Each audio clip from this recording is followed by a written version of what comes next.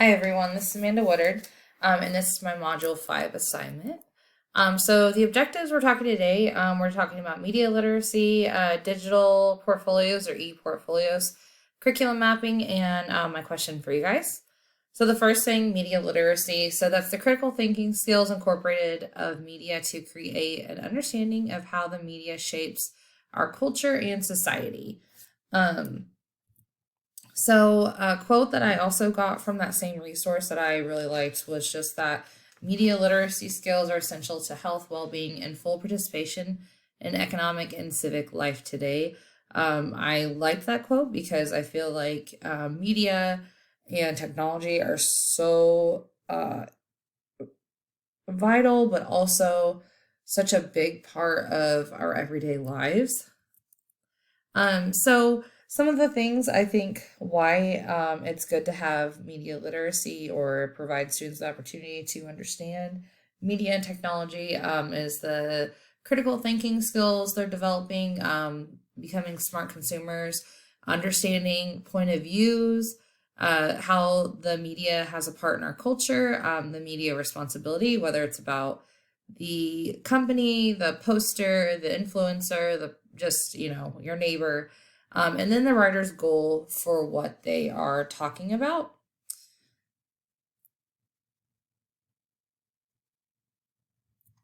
Okay, so talking about lessons for media literacy, I think that's pretty important to talk about it. There's like five big factors I think about. So how is information constructed? How is that information? How does it shape our perceptions of reality?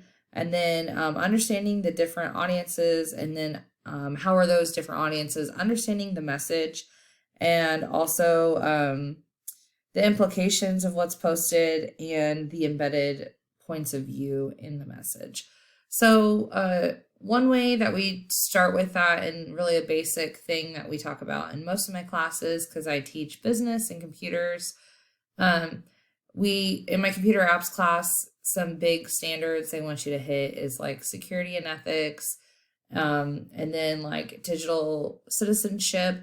So I usually start with that, especially with my junior high kids, just about what we're posting on social media or on the internet, or sending out into the world, because it could even just be, messages, but your online presence, so that, talking about the different audiences and how they understand the same message, their different perceptions of it.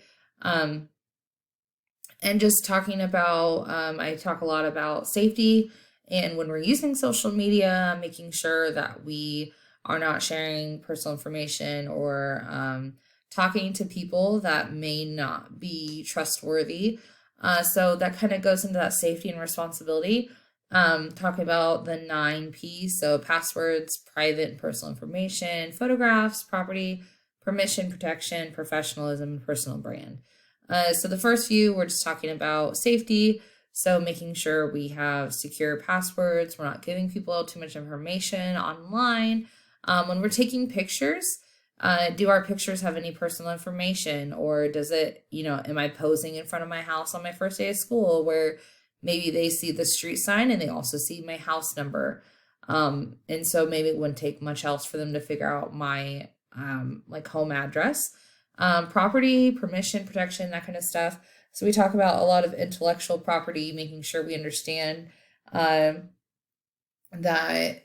you cannot be sharing other people's work or writing or things like that, especially if you're not giving them credit.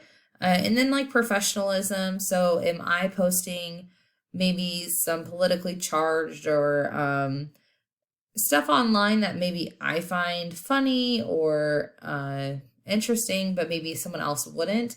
Now, if I'm applying for a job and my potential employer goes and checks my social media, things like that, what are they going to find? Are they going to find something that was inappropriate or could look bad for the company that I want to work for? And then that kind of goes on to personal brand. Like, what do I want? I guess the perception of my behavior online to look like, and that's kind of talking about like the media messages that shape our perceptions of reality. And maybe that doesn't seem very genuine uh, to be considering that as you post stuff, but I think also it's really important. I tell kids that you have a digital tattoo. So you might post something online and then you think later, like, oh, that, that wasn't okay. I shouldn't have posted that. And then you try to take it down. The problem with that is it didn't take very much for someone else to take a screenshot or show it to other people, things like that, share it.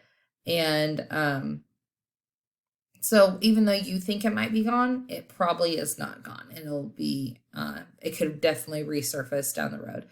Pause before you post. I asked the kids some essential questions. So, what is my goal in this post, or, my message? Will this hurt anybody? Would I like my family to see this? Things like that. Just some consideration about other people's perceptions of what you're posting. So, e-portfolios. It's a digital collection of course-related work with a purpose. I think the purpose is very important because we need to know what is the reason for using this. So some of the reasons to use a portfolio, like a digital one, professional or showcasing things that students can do, some of their work, and then also like learning created by a student, maybe in class, but making sure that we understand, again, with both of those, being very clear on our purpose. So we know that it's for a reason. We know the outcome. We know that this activity is going to get us to the outcome we want. Also assessment in general. So just displaying, kind of like the other ones, the students' abilities to meet those, like standards, competencies, those kinds of things. So this first thing here, okay, sorry about that. So this first one here, this is just the first page of senior portfolio that I start with them. We have been doing more with portfolios. I've used them since my first year.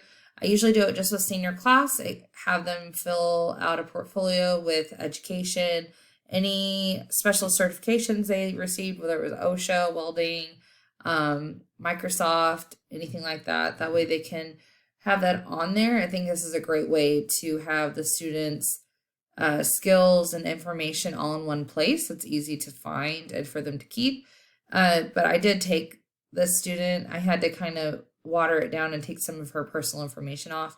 Otherwise, I thought it turned out really nice.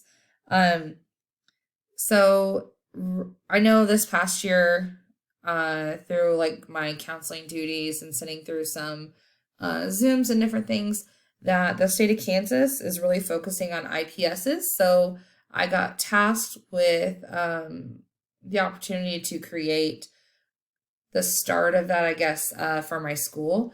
And so I decided to kind of take what my seniors had done previously, and they have, this is all for the high school actually. So I used the content or the real important aspects that the state of Kansas want us to cover, which is like the education part of it. And then I added something that we have to fill out, my principal and I, at the end of the year for students in their CTE pathways, which is like their goals. So I have each of them set 5 goals for themselves. And then for the junior hires, I'm hoping this will open appropriately. This is just a template I made for them, and also just a good way for them to jot down some notes. This is just a blank one, but this is just a place for them to put. And we do not have it here on this one, but I do have for the high schoolers, they have a one for their tracking their graduation requirements, and they're able to fill in the boxes to say, yes, I have 10 electives, I have 5 English, that kind of stuff, because I think it's good, especially for the seniors, to be able to see where they're at on their progress and be mindful of that, so they're not caught off guard or surprised by anything that might happen throughout their classes, their senior year. Sorry, curriculum mapping. So this is the process of identifying and addressing academic gaps, misalignments, and redundancies in curriculum. So curriculum mapping, these are some reasons it's really important. So alignment of standards, and this is vertical alignment, horizontal alignment, knowing the learning outcomes, and explaining how the outcomes are achieved or how we're going to get there. So some things we do at my school, 2 summers ago, we were fortunate enough to have Stelzer. So Mrs. Stelzer comes in, Jen, and she showed us all the tools that are available out there. A lot of teachers are able to use LiveBinder. Some of them are pre-made. You can actually just create them on there.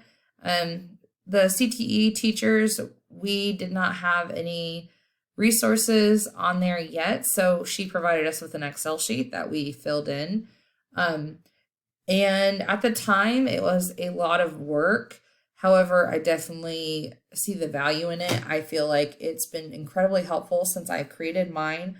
And I have 7 preps a day, so I feel like I'm always trying to make sure we're staying on track, making sure my kids are going to be ready to take any of their like competency exams at the end of the year, so they can be pathway completers.